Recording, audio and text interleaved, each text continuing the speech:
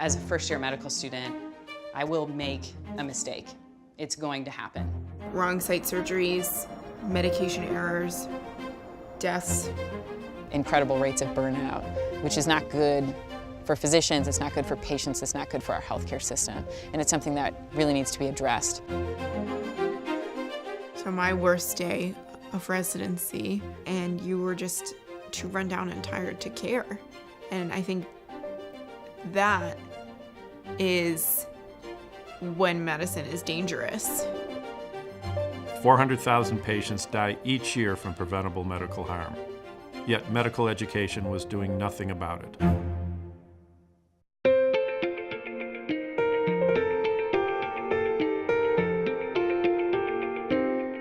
I really believe the key to changing the culture within healthcare falls within the term educating the young.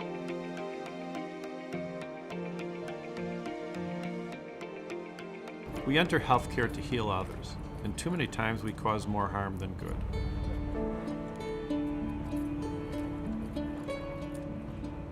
So I thought, before I really started redesigning and building a curriculum around quality and safety, I would go to the literature and see what was published. The unfortunate thing at the time, and it really kind of shocked me, was there were really 2 papers that had been published in this area. There was nothing out there, so I said, okay, let me reach out to a number of people I've got to know, plus people I don't know, and see if they'd be willing to join me out in Telluride, Colorado. When the concept of holding a Telluride roundtable around patient safety curriculum, first person I went to was Tim, and I said, Tim, I got this idea.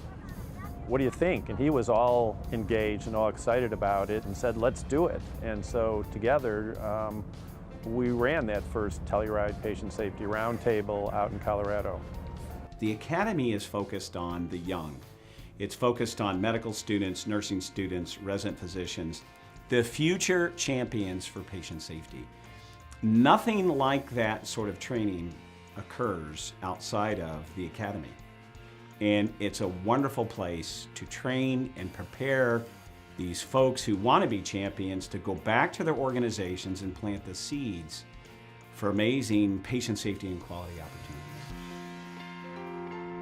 The students and residents that have been coming out here, each year they get better and better as the years progress.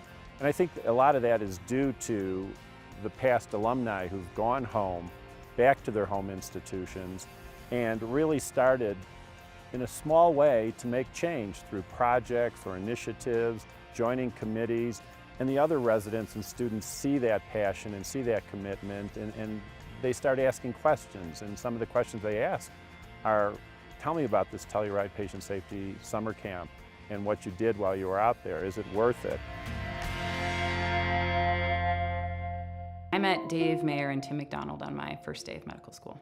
I remember thinking, I can't believe that this is novel, and I can't believe some of the things that they were saying, that this is a new field, that we're just starting to really think about quality improvement in medicine and patient safety, and really sort of formalizing training and education around these topics. It's humbling and it's hard to hear about error and leading to death and all those devastating consequences, but I think it's so important to hear about that as early as you can, because it really changes the way you look at your career in this field. I kind of got looped into the Telluride conference from that first day of medical school, hearing Tim and Dave talk.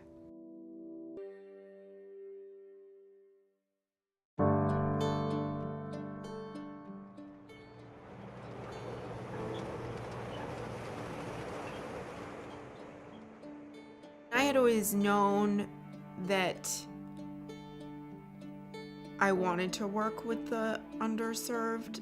I guess it was never really even a question for me. I think one of the challenges of family medicine is that you practice in a lot of different fields, some of which you might be more comfortable in than others. So my worst day of residency, it was just a really awful day.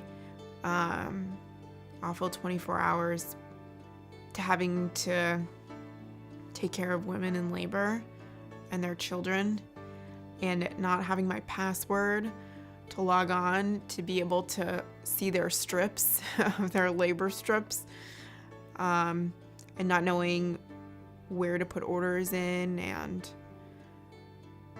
just feeling really awful, feeling like I was in a system that it wasn't just trying to push me to learn, it was pushing me to a place where I felt unsafe and uncomfortable.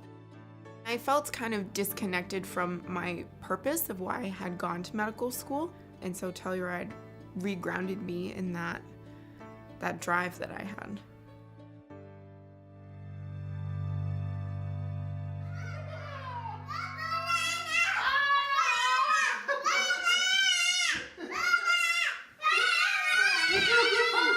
Where's the group hug?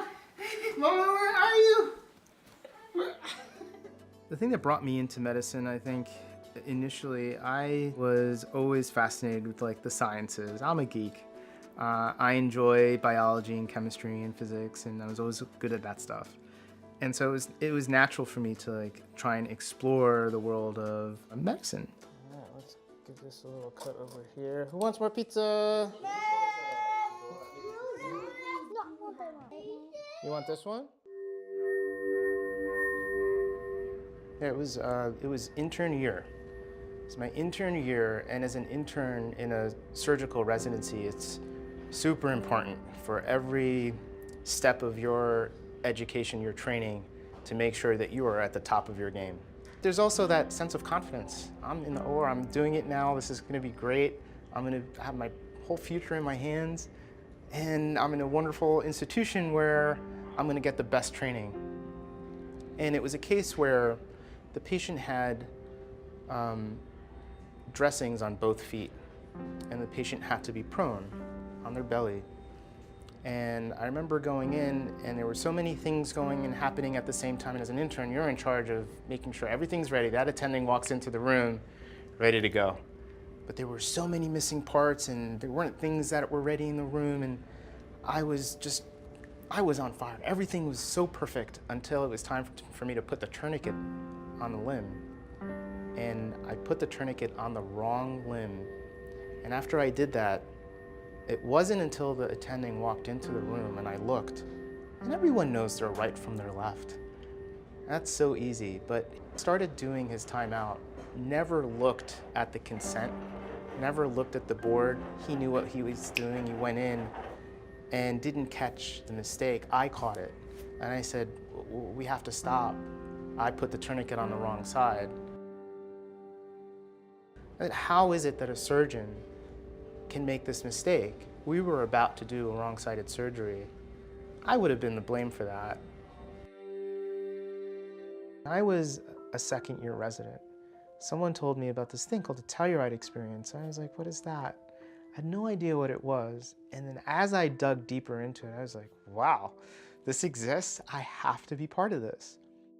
We've learned a lot in how to put these summer camps on and really perfected the curricula to a point where the students and residents really are engaged 18 hours a day, 4.5 days worth of work. And that's a great tribute to all the people, all the faculty who continue to come out here on their own time and their own effort because they believe in the cause of educating the young.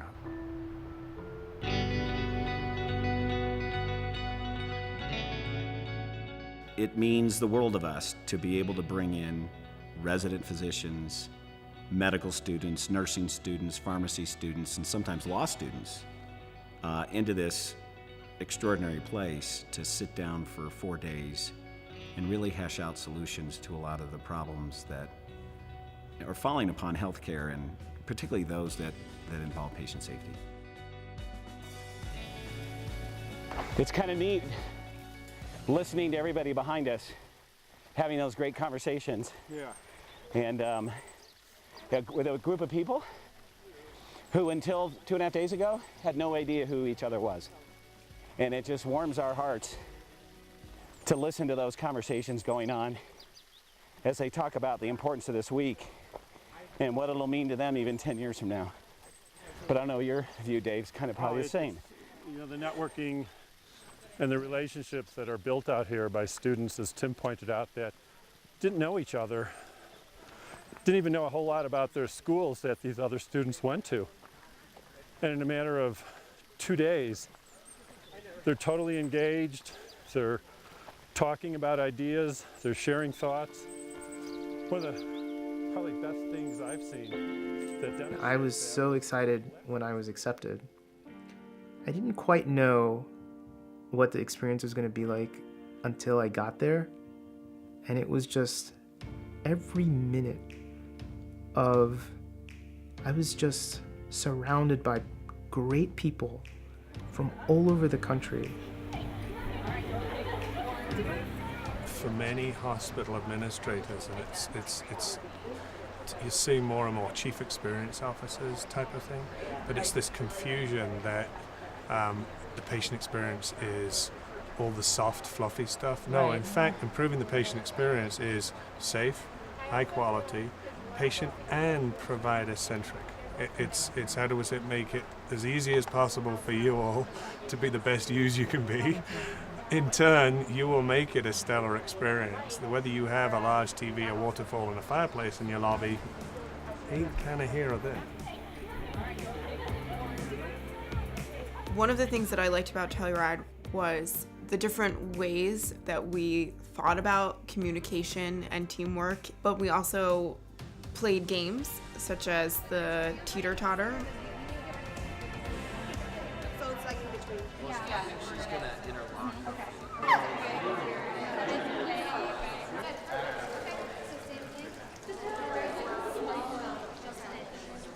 Slide. You need a little bit. I feel like we can move. Yeah. All right. I feel like Now the two of you in the guys middle, have space. you're both gonna step back with your left foot first. Above the inch. All right. Ready? On three. 1, 2, 3.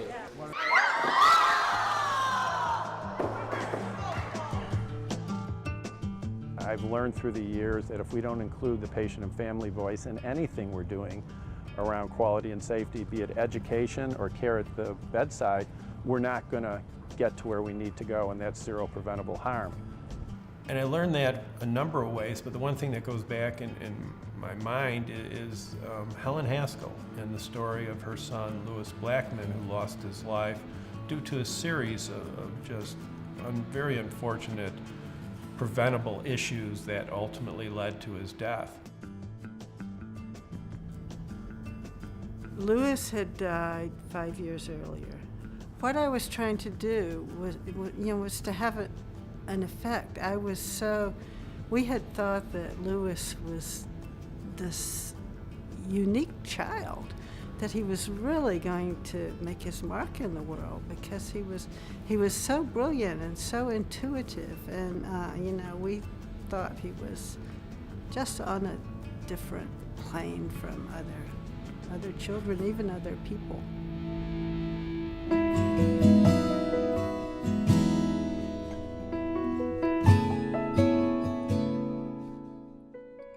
You feel guilty for every breath you take if your child has died.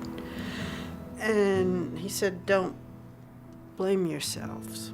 This is our fault. This is our responsibility.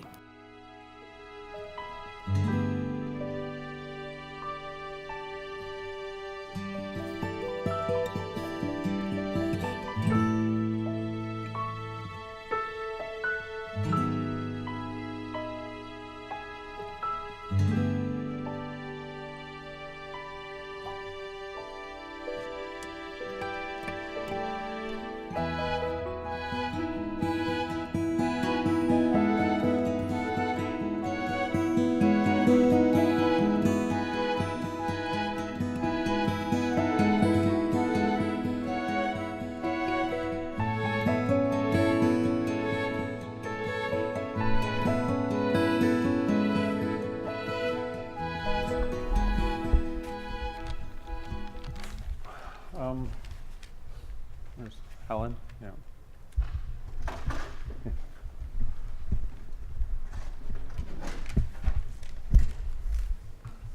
I'll let you use this one. I'll use the handheld and stuff. So Thoughts, comments? I think one thing that struck me is that no one was really listening to your concerns, and that makes me sad because I've seen it. And we really need to stop looking at patients and families as the enemies and early partners in all this healthcare. And I'm a mom too, and I just can't imagine your loss. I'm so sorry that they let you down. They were all absolutely determined that we not speak to the nurses and the residents. I mean, I shouldn't even tell you the things I thought in response, although I didn't say them. But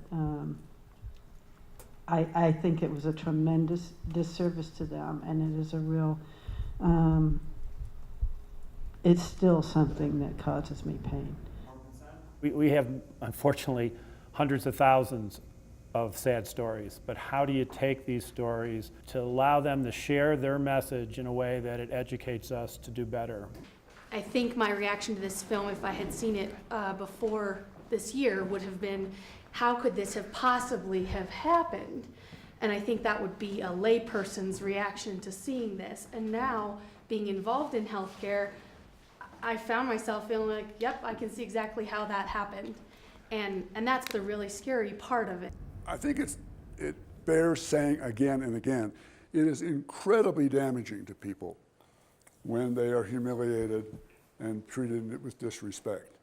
And in the healthcare environment, the damage is so profound in that it's not just to us, but to our patients and to the whole environment. So we can't understate how damaging it is, and therefore I think it bears saying over and over again. And clearly it's unsafe for our patients. We've talked about this again, but I want to give it another little twist. When people are humiliated or treated in a really outrageously despicable way, the first response, the initial response, is psychological, and we have it's a mix of emotions, and it's very hard to characterize them, but all of these things are part of it. Fear, confusion, frustration, doubt, anger, all of that is there, and that's perfectly normal, but it's very powerful. As David said, these are very powerful emotions. And the important part that I want to bring up is it really clouds your judgment and thinking. So at that moment, you are at great risk of hurting somebody. I was not in my clinical training yet when I saw those videos, and it was hard to watch a video about so many series of errors that happened, and then this devastating outcome, and not have medicine as an institution knock down about 10 rungs in my mind. I still think about that. I think that is when medicine as an institution crumbled. It wasn't a sad thing for the institution to come crumbling down in my mind. I think it was a really positive thing, and it set me up for being a provider that has a different idea of what medicine looks like. I think those stories really helped me understand why that hierarchy isn't effective and why it won't work. And again, having that before my clinical training was so eye-opening.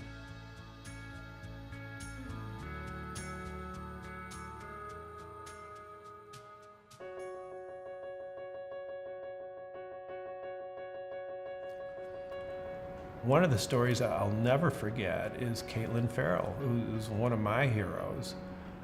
We selected Caitlin. Many years we get more students and residents than we could take, but we take applications and we review their personal letters and their CVs to see who really has great leadership qualities and who has that passion for quality and safety. And Caitlin met those. But the first day we were there, our curriculum started on Sunday, and it happened to be Father's Day. And we ask all our students and residents at the end of each day to post a reflection, to post some aha moment or something they wanted to share that they felt was important from that day. And that evening, Caitlin posted her story, and she tells the story about how she lost her dad 9 years ago to medical error. And she resolved at that time on how they were treated and the lack of transparency and answering questions, that she was going into medicine and she was going to make it better. I started crying when I read that, and I still today get choked up. That story, when people read it, was just amazing. And you see her passion, you see her commitment to wanting to make healthcare better. And she came, we loved her interactions, and we stayed friends through the years. And I know she's moved now into her residency, and we continue to have great conversations with her and continue to track how she's doing as she goes through. Mostly it's a personal issue for me. My father died of non-Hodgkin's lymphoma in 2005, and he actually died of an infection that he acquired in the hospital, and a lot of errors happened in his care. It was just this huge epiphany. It wasn't just me. There were lots of things that were happening, probably even more grave than the error that I made. It was a near miss, and it was a serious one in my perspective. But it definitely empowered me in such a way that it became my goal to never let this happen ever again. Not to any of my patients or anyone on our service, but anyone, anywhere within MedStar or outside of MedStar. Well, I guess when I told people I was going to Telluride, some of them said, what are you bothering about this quality and safety business for? The first thing I've picked up really is what a talented pool of students we've got here. And sometimes I worry about the future of quality and safety in health, but then when I see the future leaders, and these are the future leaders, I'm feeling somewhat reassured. So to bring the Telluride experience to Sydney meant a lot to me. I've been there for, I think, 5 years in Telluride teaching. So what Kim did after spending a number of years with us is he said, I need to take this back to Australia. I need to go out, I need to find funding support, I need to follow the model that we did here in the States, take the curriculum and implement it. They're really life skills. All the stuff we teach in patient safety are just skills for life. They're great ways to get on with your boyfriend and your girlfriend and your partner and your team. A lot of this stuff is just really good. It's good for marriages. So it's, we're teaching you, this is a big agenda. You think it's patient safety, but this is all about, these are really, really valuable life skills. Like nothing much has changed from what was happening during the day. Like I noticed there on the Sunday, he'd been tachycardic for hours and hours. And if I'd come on at night, I might have been like, I'm really worried about this person, but why wasn't anything done during the day? Like it's 1 o'clock in the morning, surely they knew about it. Surely that's him, they know him better, maybe I'm just missing something.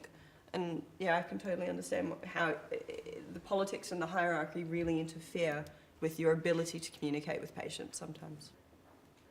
As you're hearing these discussions, and that's a great comment, think about when you become the senior doctor. Think about when you become the senior nurse, the chief nurse of the unit, the chief nurse officer, the culture and the expectations of what you want to see based on this. Don't just assume those sort of bad role modeling scenarios.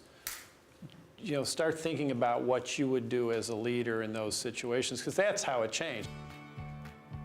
I was just blown away by 3 things: the beauty of Telluride, the quality of the scholars, and the amazing faculty. And I thought, if we could get a Telluride-like location in Sydney, and I think we've got one here at the Q Station, if we could get some brilliant, amazing young scholars, and we've certainly done that, and the American faculty, and pair them with Australian faculty, wow. And it worked. It's been good. Ta-da. Okay, so why did I do that? Not to show you my work out at the gym. It was because it was a story. If I told you hand washing was important, you'd think, oh yeah, hand washing. But if I took my clothes off to show you how important it was, you'll remember the old guy that took his shirt off. So the great thing about it is not only do we have 3 camps in the States where we're putting over 150 future healthcare leaders through our program, we've got 2 camps internationally, one in Australia, thanks to the leadership and the vision of Kim Oates, and we've got a second camp in Doha, thanks to the leadership and the vision of Tim McDonald. And we're continuing to look at other opportunities to spread the curriculum to more students across the world.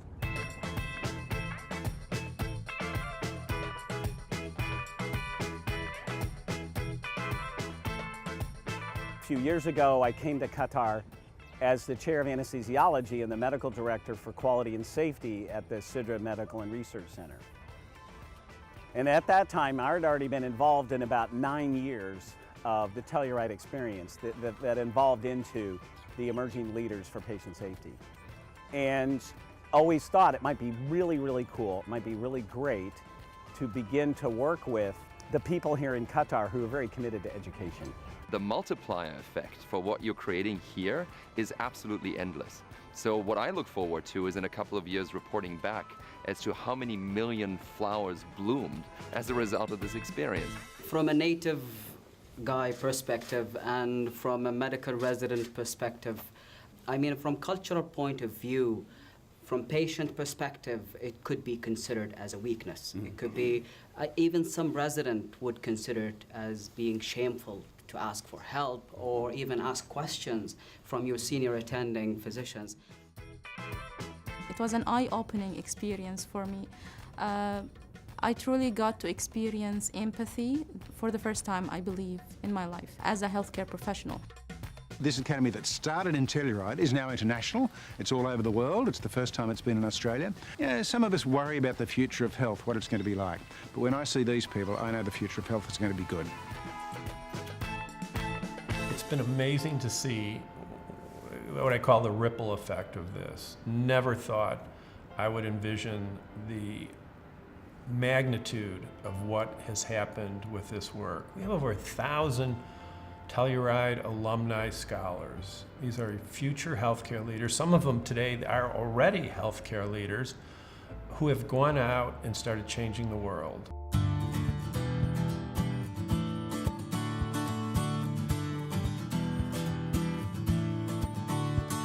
When you start changing the environment of care and you put people out of their rhythm, strange things can happen or unsafe things can happen. Tamara?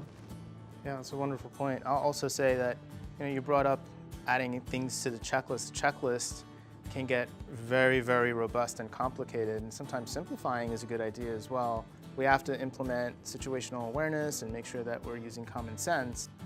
So the Telluride experience, I think, affects patients and families because it shows or is a vehicle for which we can not be stagnant, and we are continually growing and questioning and not being satisfied with the status quo. I think we'd be foolish to think that we sent 1 or 2 residents or 1 or 2 faculty members to Telluride and therefore our department is now safe. That we all know that's just not the way it works. So we need this continual learning environment, and we need to be able to continue to exchange those ideas and stories with others from around the country.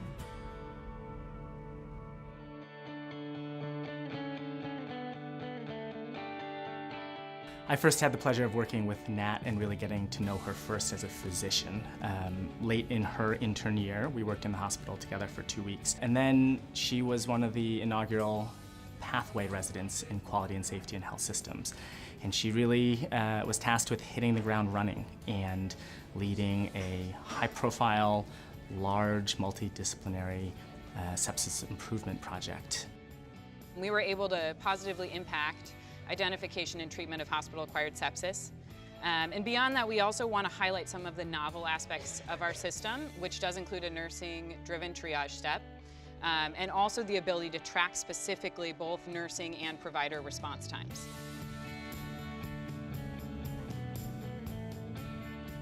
She really did this amazingly well and really took the reins with helping to just drive the project. And some of it hinged upon her background, her knowledge, her strong training in quality and safety methodology to help help really frame the question in the improvement process.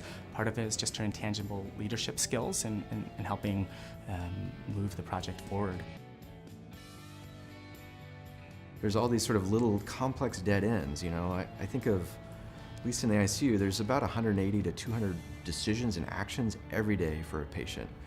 And I think a lot of people don't recognize that and bound to make strange errors with many decisions. And so working on finding a resident who is adult enough, who has that core knowledge and has sort of worked through that and recognizes the importance of, let's study something, let's measure something, let's make a change, let's measure it again, let's make a change. Let's involve what I would call boots on the ground, the people that do the job to make that change. I think that's a pretty special thing. And so for me, having Nat, she had already broken through that. It's as if she was 3 or 4 months ahead by having gone through this program.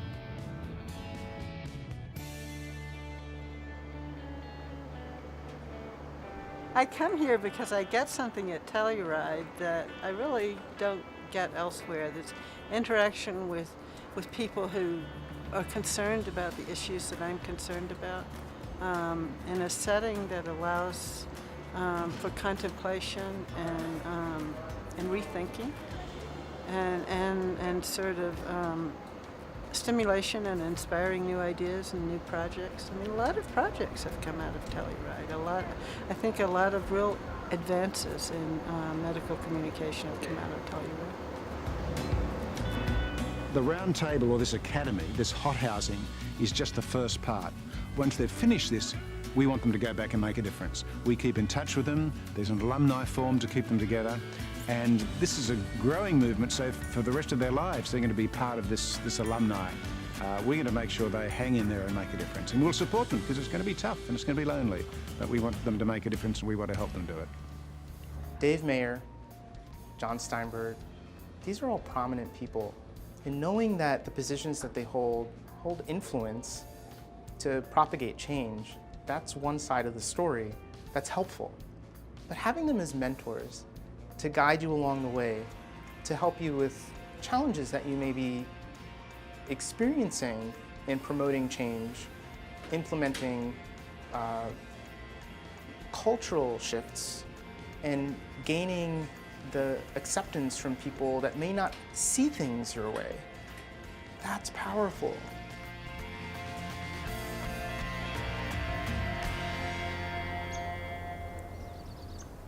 I think there are a lot of challenges in medicine, particularly for trainees and for people entering medical school and residencies across the country. And as I'm just about to graduate residency, I think that is really a really important challenge for me at this moment. There's something about training in our current system and growing as a physician in this system that leads to these incredible rates of burnout, which is not good for physicians, it's not good for patients, it's not good for our healthcare system. And it's something that really needs to be addressed.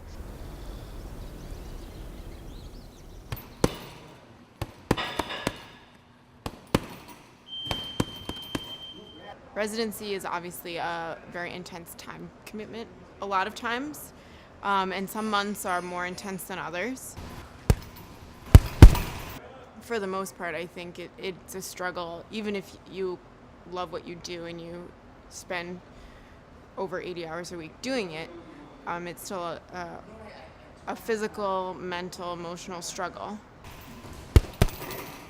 And the first couple months, I was pretty engrossed in what I was doing and didn't have a lot of time to exercise. And then I started working out and going to different gyms as I had more time and made the time, I guess. And just really noticed that I think my optimal level of happiness and resilience comes when I can hit the gym or hit the bag for 4 to 5 days out of the week, ideally.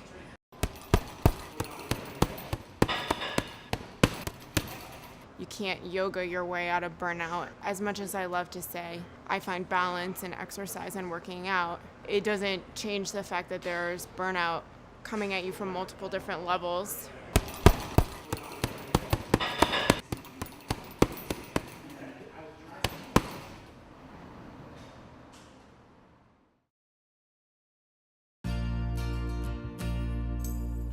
going to Telluride definitely helps build resiliency because it gives you this framework of knowing that there are people out there who share the same views that you do, and that there are places that are bringing about culture change and making a difference and fighting that fight every day. This week's been special in a lot of ways. I've learned a lot from my Australian faculty and co-organisers and from the American faculty, but I've seen these young people change. I mean, we were impressed when we selected them. When we met them, I was pretty amazed and thought, wow, we've selected a good group. But they've changed. They've interacted with each other. They're coming up with suggestions. They're making pledges to make a difference. And some of them have said to me, I'll never be the same.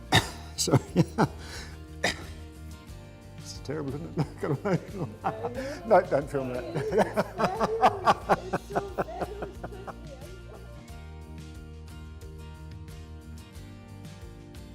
I may be an anesthesiologist by training, but I'm really a passionate educator at heart. The Telluride Patient Safety Summer Camp experience was born as a result of caring faculty like Kim Oates, Helen Haskell, and others who have dedicated their careers to educating future caregivers on how to reduce risk to our patients. Today, our Telluride Patient Safety Summer Camps around the world continue to grow an alumni network of young caregivers in search of making healthcare safer. If healthcare is truly going to address the global medical air crisis, we have to educate and empower our young with knowledge and tools to provide safe, high-quality patient care. Our patients have waited far too long for us to act.